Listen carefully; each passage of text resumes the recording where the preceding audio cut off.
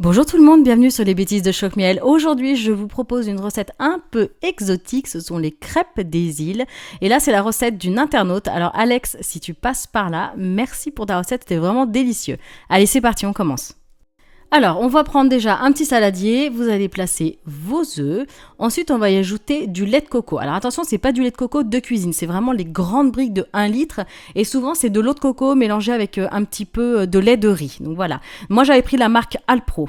Ensuite, on va y ajouter la farine au fur et à mesure. Donc voilà, vous prenez un petit fouet, vous l'ajoutez, vous fouettez, vous incorporez tout ça.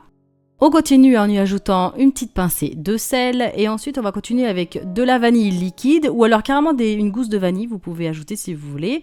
Et ensuite moi j'ai ajouté du Malibu Coco, mais vous pouvez ajouter du rhum et si vous prenez pas d'alcool, vous pouvez ajouter un autre parfum, mais ça fera moins crêpe des îles quand même. Donc voilà, on mélange et ensuite vous allez prendre votre crêpière ou une grande poêle, vous allez beurrer et sur un feu assez vif, vous allez donc mettre une grosse louche et en fait vous tournez votre poêle pour bien qu'elle soit bien fine, pour bien répartir toute la pâte et vous allez le laisser chauffer 2-3 minutes. Voilà, donc quand les bords commencent à devenir un petit peu secs, vous la retournez et vous prolongez encore un petit peu la cuisson de 2 minutes. Et voilà, vous préparez toutes vos crêpes. Ensuite, on va prendre une grande assiette, vous mettez une première crêpe, vous allez mettre quelques rondelles de banane. Ensuite, j'ai fait fondre du chocolat noir, tout simplement.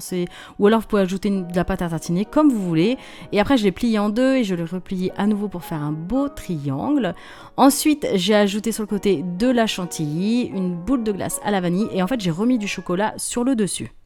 Voilà, donc recette terminée, il ne vous reste plus qu'à déguster. J'espère vraiment que ça vous fera plaisir, en tout cas ça change un petit peu. Et merci encore à toi Alex, parce que c'était vraiment très très bon et tout le monde a adoré. Voilà, n'hésitez pas à me rejoindre sur Facebook en cherchant Choc-Miel, sur Twitter en cherchant Choc-Miel Cooking. N'hésitez pas aussi bien sûr à vous abonner à ma chaîne, je vous dis à bientôt.